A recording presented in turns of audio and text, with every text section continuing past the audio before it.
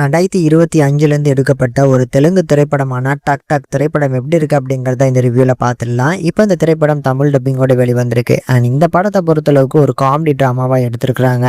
So படத்தோட கதை என்ன அப்படின்னா, படத்தில் மொத்தமாக ஒரு 3 ஃப்ரெண்ட்ஸு, இவங்க எல்லாருமே வந்து பார்த்தீங்கன்னா அந்த சின்ன கிராமத்தில் ஒரு நாட்டியான பசங்களை தான் சுற்றிக்கிட்டு இருக்காங்க. ஸோ இந்த 3 பசங்களுக்கு இப்போ ஒரு கேமரா தேவைப்படுது. அந்த கேமராவோட காஸ்ட் வந்து 30,000 ரூபாய்க்கு மேலே இருக்கும். அப்படிங்கிறதுனால இதை ரெடி பண்ணுறதுக்காக விநாயகர் சதுர்த்தி வருது பாருங்க. ஸோ அதுக்கு ஒரு சிலையை வச்சு இருந்து வசூல் பிரிச்சிடலாம் அப்படின்னு சொல்லி அந்த சிலையும் வைக்கிறாங்க.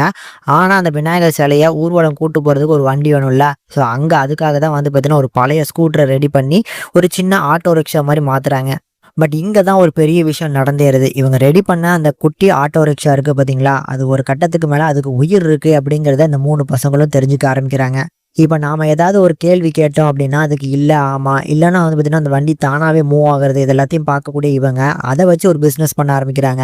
ஸோ இந்த வண்டி வந்து ஒரு கடவுள் அப்படின்னு சொல்லி, ஸோ கடவுள்கிட்ட நீங்கள் என்ன கேட்கணுமோ கேட்கலாம், அதுக்கு வந்து பதில் சொல்லும் அப்படின்னு சொல்லி அதை வச்சு ஒரு நாட்டியான விஷயங்கள் பண்ணி நல்லா சம்பாதிக்கிறாங்க. ஒரு கட்டத்துக்கு மேலே அந்த வண்டி யாரு, அந்த வண்டிக்குள்ளே இருக்கக்கூடிய அந்த பேக் ஸ்டோரி என்ன, இதெல்லாமே தெரிஞ்சுக்கும் போது இந்த கதையில் என்னென்ன விஷயங்கள் நடந்துருது அப்படிங்கிறத ரொம்ப அழகாக சொல்லியிருக்க படம் தான் இந்த டக் டக். எனக்கு இந்த படம் ரொம்ப பிடிச்சிருந்தது.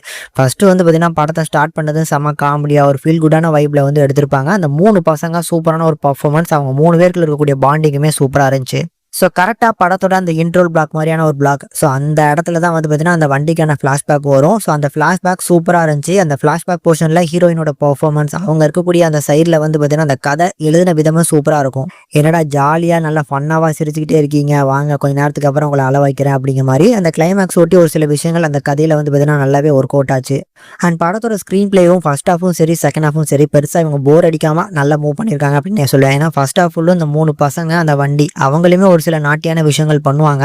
ஸோ அதை கில்ட் பண்ணுற மாதிரி ஃபர்ஸ்ட் ஹாஃபில் அவங்க பண்ணக்கூடிய சின்ன சின்ன தவறுகளை வந்து பார்த்தீங்கன்னா அவங்களே யோசிக்கிற மாதிரி செகண்ட் ஹாஃபில் அதை வந்து கொண்டு வந்து முடிச்சது கண்டிப்பாக எனக்கு ரொம்ப பிடிச்சிருந்தது. உங்களுக்கும் பிடிக்கும் நம்புறேன். டெக்னிக்கலி செம சவுண்டான படம், தமிழ் டப்பிங்கும் அருமையாக இருக்கனால ஒரு மஸ்ட் வாட்சபிளாகவே சஜஸ்ட் பண்ணுறேன். கண்டிப்பாக ட்ரை பண்ணி பாருங்கள். ஃபேமிலி வாட்சபிள் தான்.